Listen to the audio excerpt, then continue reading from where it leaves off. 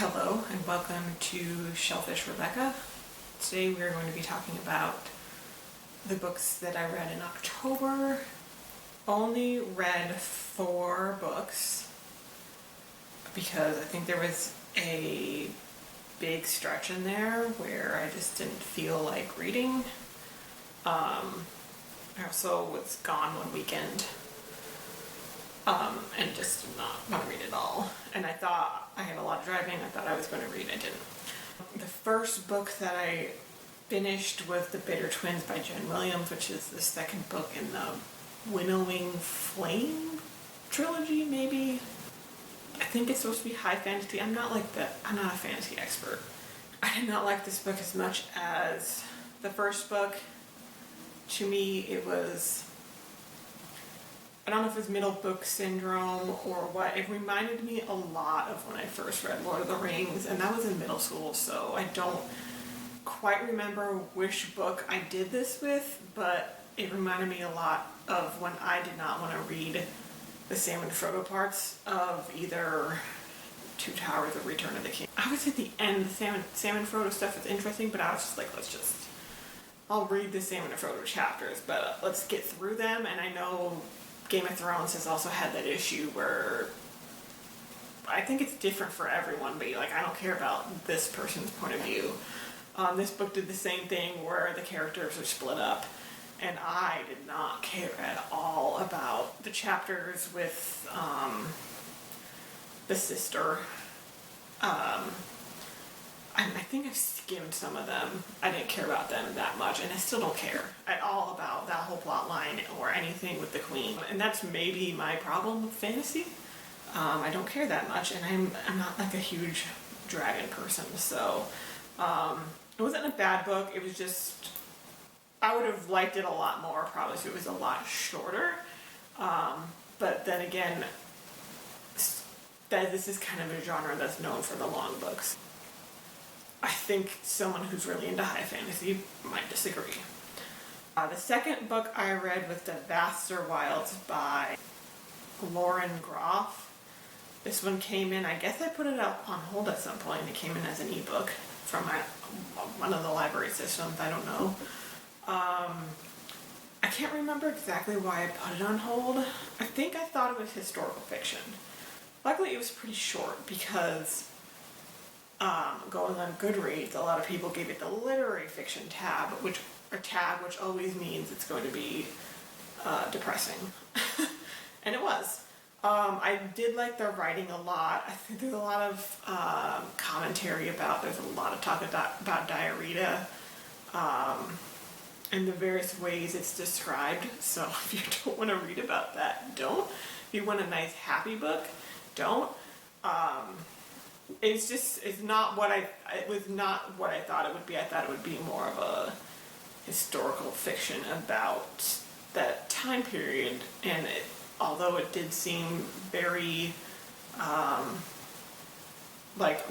this could have happened, that's not what I was reading it for. But I probably would still check out other books by that author if they went more historical fiction than literary fiction. I definitely am way more of an historical fiction reader than a literary fiction reader. The third book I read was Kappa by Ryunosuke Akutagawa. So I found this book. It was just in the new fiction section at the library. New fiction is not newly released fiction, it's new to the library fiction. So I bring that up because this book was published in 1927. This is a 2023 translation though. It's a little short story, and I was just looking for shorter books because I don't read a lot of short stories. And then I also wanted to read a translated book. I don't think I've read any at all this year. So that's why I picked it up. I honestly didn't even read the back. This is very Gulliver's Travels. It's supposed to be written a mental patient telling his story about how he fell into Kappa land, and Kappa is like a Japanese mythical creature. it was a lot of me thinking while reading it, trying to figure out whether or not, like Gulliver's Travels, this was a satire. I think you can enjoy it without, just like you can enjoy Gulliver's Travels without knowing like which political figure or party or whatever all of those things are supposed to represent. I think you can read this book just fine without knowing as well, and also it turns out people don't know if it's supposed to be satire. The author committed suicide shortly after it was published, so it's, I mean, according to my brief internet research, scholars aren't quite clear if this was just kind of the worldview of a deeply depressed man, or if it was also satire or only satire or what. So it's interesting to kind of, I like books where I'm not sure if this element is in the book to point out that it's wrong because the author thought it was wrong, or because the author actually believes in it and thinks that it's right. So it's definitely a book. It's really short, super quick to read, but it's kind of a fun read like that. I did not think it was a depressing book at all, luckily. Again, I don't like literary fiction. And then the fourth book, I read Book Lovers by Emily Henry via audiobook. Again, don't quite know why I got that one on audiobook, but I like the audiobook version. I can't read everything via audiobook. This is a book that I can read via audiobook. Pretty well-known book, but I think it's the only Emily Henry I've ever read.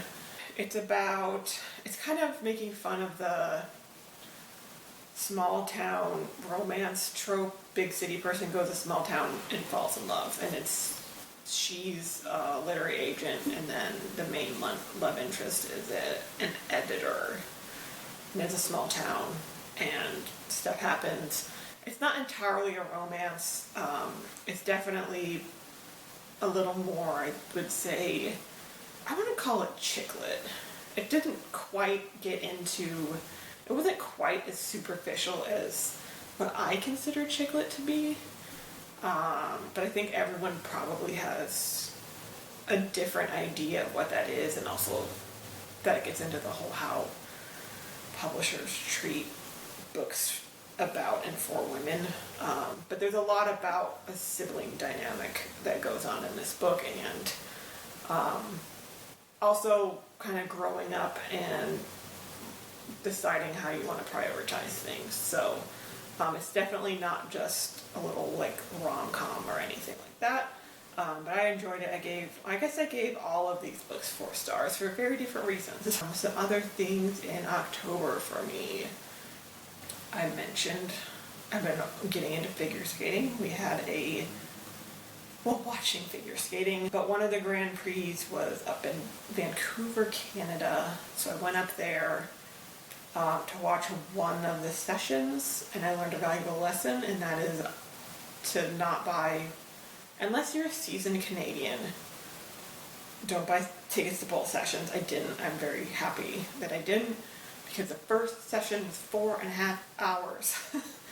It was women's free skate, and then ice dance free skate. And free skates are the longer of the 2 skates.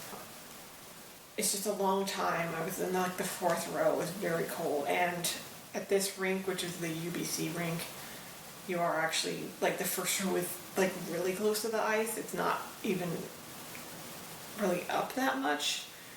So it's cold again. I was not dressed inappropriately. I just did not realize that you need to like dress extra warm. And it was also like really cold outside. So,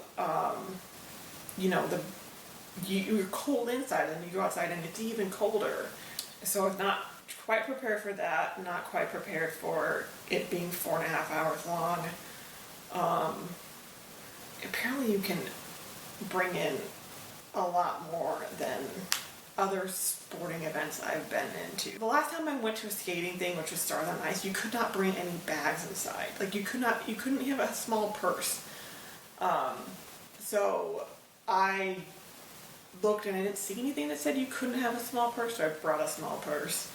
But I guess I could have brought I think for figure skating they let you bring in a pretty large bag that had a blanket in it maybe, because someone brought in this giant like unicorn stuffy, threw it on the ice, like huge. Maybe it was I don't know, a family member who didn't have to go through the regular thing, but learned some lessons. Figure skating is very long. Ice dance is actually pretty fun to watch. I'm not like I usually don't watch pairs in ice dance.